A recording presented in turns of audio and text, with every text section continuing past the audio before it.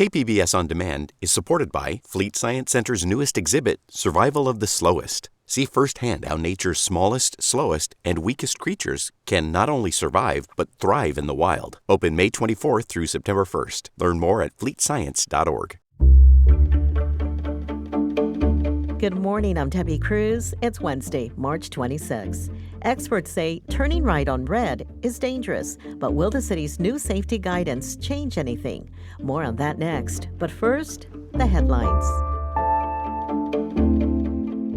New state fire risk maps show the amount of acreage deemed very high risk in San Diego County has increased 26% over the last 15 years. That's according to the State Fire Marshal and CAL FIRE. The new maps cover the areas of responsibility for local fire departments, mostly the urban and suburban parts of the county. The new designations come with heightened construction standards and rules about disclosure to homebuyers. Statewide, areas deemed high risk and very high risk increased 168% since the last assessment in 2011. Deck repairs are getting underway at the Imperial Beach Pier. Starting today, crews will begin replacing 154 of the pier's 1,500 deck planks. The pier will remain open during the repairs but could close temporarily at times for safety. The repairs are part of a $2.6 million pier maintenance project. Work on the deck should wrap up next month. Legoland California is getting a new roller coaster. Legoland owner Merlin Entertainments announced it's building identical indoor coasters at both its Carlsbad and Florida parks. The company is spending $90 million on the two rides, a sum it says is the biggest attraction investment in its history. It will be the Carlsbad Park's first new coaster built in 20 years. From KPBS, you're listening to San Diego News Now. Stay with me for more of the local news you need. KPBS On Demand is supported by Paint Care, offering households and businesses in California more than 800 leftover paint drop-off sites for recycling. Quantities of 100-plus gallons of paint may qualify for a large volume pickup. Learn more at paintcare.org.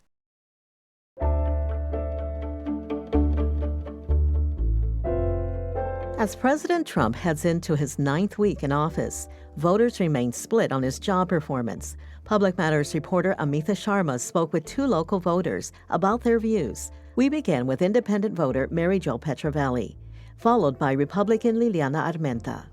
I am not surprised, but I am disappointed at the way things are going.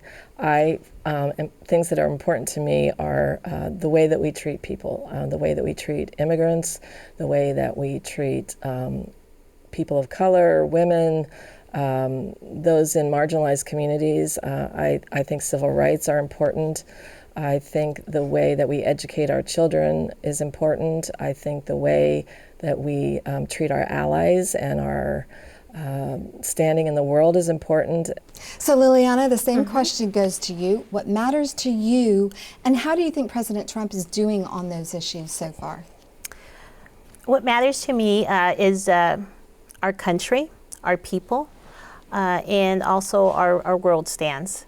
I believe President Trump is delivering on his America First that he was campaigning by tightening up our borders, which is really important to me, especially living here in San Diego. It directly affects us, our families, our communities, and also lessening the drug that are coming into the United States, all the fentanyl that has been captured, the gang members. And then on the broader perspective, with America First is just taking care of us, the Americans, our farm workers, and also with the world events that are going on, is just making sure that we are a strong nation that, we were 10, 15 years ago, and, try to build up to that again. Mary Jo, President Trump has targeted numerous agencies for cuts: the FAA, the EPA, the IRS. Research into cancer treatments, diabetes, and Alzheimer's disease is losing billions of dollars. He is looking to trim SNAP benefits and hundreds of millions of dollars in funding from Medicaid and possibly Social Security and Medicare. How do you view these reductions? Do we really want to be cutting the people that are making sure our skies are safe? Do we really want to be reducing the ability to find, make sure we have clean air and clean water, to make sure that our farmers are being paid appropriately for the things that they're growing, for the ways that which our children are being educated, whether or not they get lunch or breakfast at school. Sometimes those children only get those meals a day. Who are these cuts serving is another way to look at it. We know who they're hurting. They're hurting people who are poor, people who are vulnerable, people who live in communities that don't have the same kind of resources as others. So at the same time that these programs are being cut and more cuts might happen, the president is looking to cut taxes for people making $280,000 a year or more. So what do you think of that? Is that a good idea? Yes, I think it is a good idea because it's not about helping the rich, and that's how a lot of people see it, but I think it's just they have that extra money to reinvest into philanthropy, into their communities, into other things, into the economy. And I don't know if it's just fair to piggyback on what Mary Jo was saying. I understand her view in how it does affect a lot of the community, but just how I see it is we do need that shake-up, cleanup into what the government has been funding. I am a true believer in, yes, helping people, but helping people that also follow the law, that follow the rules, that work hard, that give into, we pay our taxes, we, put money in. It's really difficult to be helping everybody. And there's a lot of Americans that don't get the help. There's a lot of homeless veterans. So you mentioned veterans. The president is cutting from the VA administration. Are there any cuts you don't want to see him make? Any cuts? Yes. The only thing is just our veterans that our medical care. I'm a veteran myself. We served our country. We earned our benefits, and I just wouldn't want those to be cut. I think they might get privatized, but as long as we're getting the care that we need. That was Liliana Armenta and Mary Jo Petrovelli speaking with Amitha Sharma.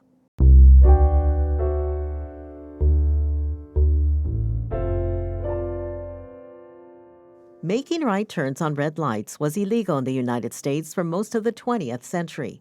Metro reporter Andrew Bowen says while drivers are used to the convenience, the maneuver is facing growing scrutiny. Congress legalized right turn on red a half century ago, believe it or not, in response to the oil crisis of 1973. The idea was to conserve gasoline by reducing vehicle idling at intersections. But a recent study from several California universities found the gas savings have been negligible. SDSU City Planning professor Bruce Appleyard co-authored the study, which also found right turn on red is generally unsafe. So this is one of the big problems with right turn on red collisions. The driver is looking left at oncoming traffic and failing to see the pedestrian right in front of them or the cyclist right in front of them. San Diego is preparing an update to its street design manual with new guidelines for when to prohibit right turn on red, particularly in areas with high pedestrian traffic. Appleyard says that could do more than just prevent collisions. It could also make neighborhoods more walkable. It's not just about safety, but it's also about comfort and livability for pedestrians and cyclists. So rather than just looking at the safety calculations and the quantitative side of things, look at the qualitative side of things. Look how places are much more comfortable. The city's new street design manual is expected to go before the city council later this year. Andrew Bowen, KPBS News. The Vista Unified School District is expanding its Spanish language immersion program. Education reporter Katie Anasta says growing interest from local families is driving the change. In Vanessa Mendoza's math class at Alamosa Park Elementary, her students aren't just learning geometry. They're also practicing Spanish. Todos los cuadrados son rectángulos, pero todos los rectángulos son cuadrados. Oh. This is one of 9 classrooms at the elementary school where students are learning in both English and Spanish. 5th grader Scarlett Nunez says there are lots of benefits. It helps you understand what other people are saying, and it also I've read that learning other languages helps you not forget things when you get older, and also that it's just fun. 3 elementary schools and 1 middle school currently offer dual language immersion. The district plans to expand the program to additional grade levels and a second middle school campus next year and a high school campus in 2 years. Katie Anastas, KPBS News. Some dung beetles are native to California, but many others have been imported to prevent the damage done by cattle farming. SciTech reporter Thomas Fudge tells us about their uses and their amazing ability to adapt. Some dung beetles make dung into big balls that they roll to a hiding place where they lay their eggs. Others, called dwellers, move into a dung pile and set up housekeeping. There's also a third group called the tunnelers, and they dig tunnels underneath cow pads and produce little brood chambers in these tunnels, where they feed their young, with dung, of course. Patrick Rohner is a professor at UC San Diego who has made dung beetles his specialty. He says the U.S. Department of Agriculture has imported many of them from Europe and southern Africa to clean up and renew the health of cow pastures. For one, they physically remove cow dung from the surface of the soil into the soil, thereby making all of these nutrients accessible to plants and other organisms.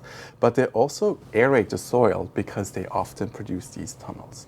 Rohner became interested in dung beetles as a scientist because there are few creatures that adapt so readily to their environment. He says they can look drastically different while being genetically the same. Thomas Fudge, KPBS News.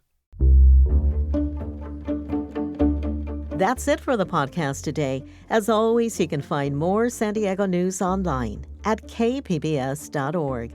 For your next listen, today's Midday Edition podcast features interviews with the retiring voice of the Padres, Ted Leitner, as well as a local author on traveling solo as a woman.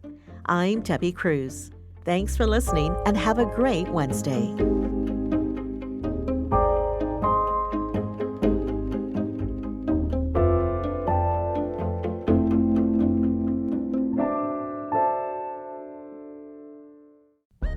Now on the Finest podcast, the NPR Tiny Desk Contest. We highlight our favorite local entries and hear from the artists who made them. We're just very tired of hearing music that doesn't represent the people or is very nonsense or just dumbing people down. Listen now wherever you get your podcasts.